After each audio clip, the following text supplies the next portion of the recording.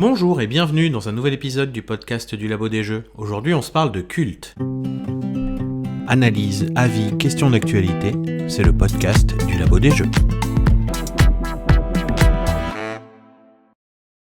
Alors, Culte, qui s'écrit C-V-L-T, est un jeu de pli, parce que les jeux de pli, on adore ça, comme ils disent chez Explorate, pli belle la vie. En tout cas, c'est du pli, c'est du must follow, avec de l'atout, il y a 3 manches, les cartes vont de 1 à 16, et ce dans 4 couleurs, et votre main est composée de 8 cartes.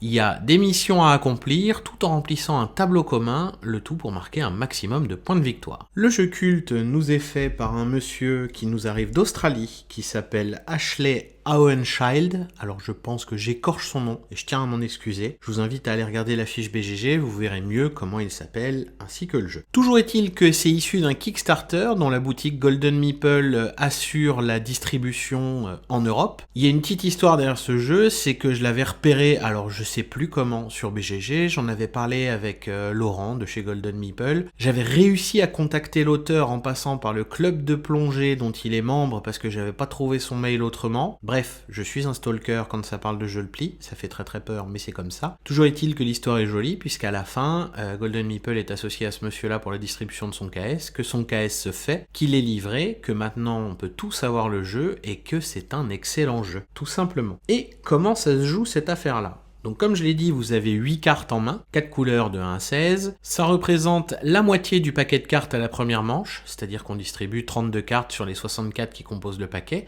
À la deuxième manche, vous allez me rajouter 16 cartes, et à la dernière manche, encore 16 cartes. Et donc on voit que la première manche est un peu random parce qu'on joue avec la moitié des cartes possibles. À la deuxième manche, on est déjà aux 3 quarts des cartes possibles. Par contre, à la dernière manche, toutes les cartes du jeu auront été jouées à la fin de la dernière manche, et troisième manche. Et là, par contre, c'est ultra tendu, parce qu'on sait exactement quelles cartes sont déjà sorties, et ainsi de suite. Donc on peut tout planifier, comme vous allez le voir dans quelques instants. En ce qui concerne la phase de pli, c'est un must follow. Un joueur lance une couleur, si vous l'avez, vous devez la jouer. Sinon, vous pouvez jouer la carte que vous voulez. La carte qui remporte le pli, c'est la plus forte dans la couleur demandée, sauf si quelqu'un a coupé. Alors pour couper, c'est très particulier. Il faut avoir joué la même valeur que le lead player, que celui qui ouvre le pli, et donc dans une autre couleur. C'est-à-dire que si quelqu'un lance avec le 8 bleu, il y a le 8 vert, le 8 jaune et le 8 rouge qui peuvent couper, mais pour les sortir, c'est une autre affaire. Une fois que le pli est gagné, le gagnant du pli va drafter une des 4 cartes qui ont été jouées. Il prend celle qu'il veut, puis le joueur qui arrive dans la suite de l'ordre du tour, donc sans aiguille d'une montre, draft également, et on continue comme ça jusqu'au dernier. Tout le monde récupère une carte. Cette carte, vous avez 2 choix. Soit vous la gardez face visible et elle va rentrer dans le tableau commun, dont on se parle dans quelques secondes, soit vous la mettez face cachée et elle compose la moitié de la main de votre manche suivante. Vous êtes en train de construire la moitié de votre main pour la manche d'après. De plus, cette main de carte face cachée va compter pour des cartes missions qui ont été mises en début de manche en jeu, et donc ça donne des choix extrêmement intéressants de quel côté garder sa carte, laquelle prendre et ainsi de suite. Une fois que la manche est terminée et qu'on a fait 8 plis, on vient d'un côté remplir le tableau, donc toutes les cartes récupérées face visible par les joueurs sont mises en commun, et elles sont mises par couleur dans un tableau de la plus petite à la plus grande. Si dans une manche suivante, vous récupérez une carte qui devait s'intercaler, vous l'intercalerez, et voilà. Vous marquez des points avec ces cartes-là, si quand vous la mettez dans le tableau, toutes les cartes plus petites sont déjà dans le tableau. Je mets le 6 vert, mais le 5, le 4, le 3, le 2 et le 1 sont déjà dans le tableau. Félicitations, vous marquez 6 points parce que c'est le 6 vert. Vous auriez fait pareil avec le 16 bleu, ça aurait fait 16 points. Il va donc déjà y avoir des décisions hyper intéressantes quand on récupère les cartes sur cette partie-là, parce que si à la dernière manche, le 2 vert par exemple, je le mets dans mes cartes face cachée, je retire à tous les joueurs qui ont gardé des cartes vertes face visible en espérant les scorer à la dernière manche, la possibilité de faire des points avec. Donc déjà là-dessus, on voit que le jeu est pas hyper sympa, c'est plutôt méchant, mais c'est très intéressant dans le draft, dans le choix des cartes que vous allez jouer dans le pli pour voir si vous pouvez gagner ce pli et drafter avant les autres, ou alors si c'est vous qui avez le 2 vert, est-ce que vous le mettez dans ce pli-là, ou est-ce que vous essayez de le garder pour un pli suivant. D'un autre côté, avec les cartes qu'on met face cachée, qui composent donc la moitié de notre main pour la manche d'après, elles vont scorer sur des cartes de mission qui ont été drafté en début de manche, mais drafté d'une façon particulière, c'est-à-dire qu'on en met un nombre en jeu et que les 2e, 3e et 4e joueurs vont venir en retirer une de la manche, celles qui n'ont pas envie de voir scorer sur cette manche-là. Il va en rester 3, et il y a 2 types de cartes. Il y a celles qui sont un joueur gagne un pli de couleur bleue, et dans ces cas-là, cette carte-là peut tourner entre les joueurs, mais il n'y a qu'un seul joueur qui l'aura devant lui à la fin de la manche pour la scorer.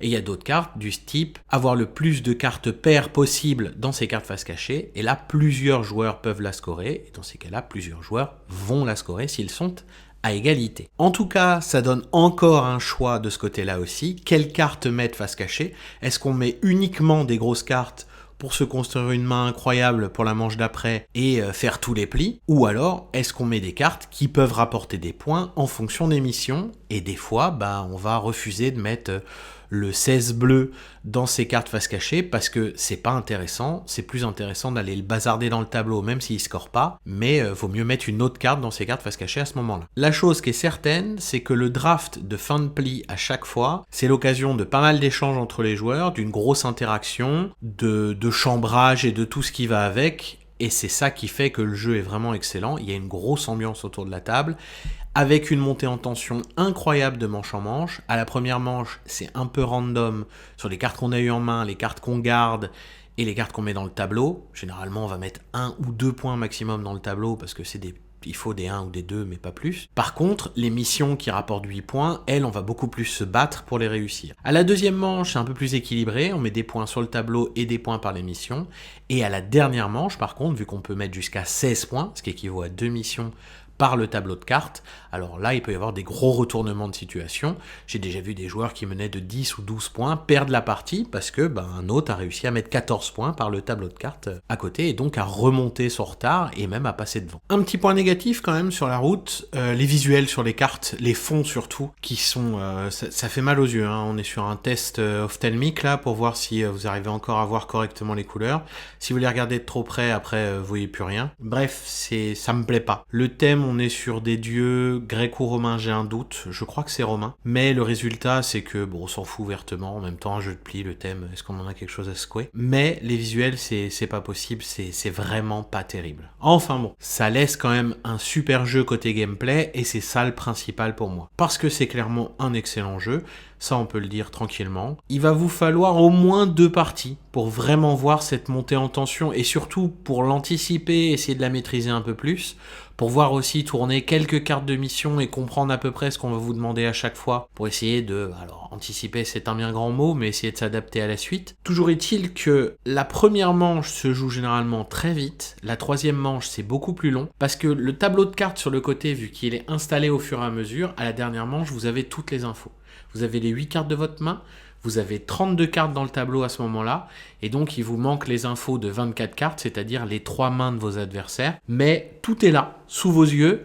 À vous de savoir lire ce qui va se passer, à vous d'avoir un petit peu anticipé, d'avoir fait ce travail de mémorisation de quelles cartes ont été mises dans la main face cachée de chaque joueur, en tout cas pour les grosses ou celles qui sont intéressantes, pour justement avoir une troisième manche hyper tendue et ultra intéressante, ce qui fait que Cult est un excellent jeu à l'arrivée, en tout cas selon moi. J'espère au moins que je vous ai donné envie d'y jouer. Il sera à PEL début juillet sur le stand de Golden Meeple. La boîte est toute petite, donc si jamais on se croise ou quelque chose, je l'ai souvent sur moi, parce que celui-là c'est vraiment un de mes favoris de ces derniers temps, et qu'à 4 joueurs, à chaque partie c'est un succès, donc voilà, allez-y.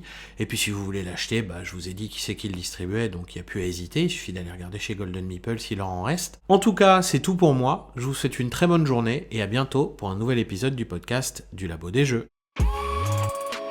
Vous pouvez également nous soutenir grâce à notre Ko-fi, dont on vous met le lien en description. Merci.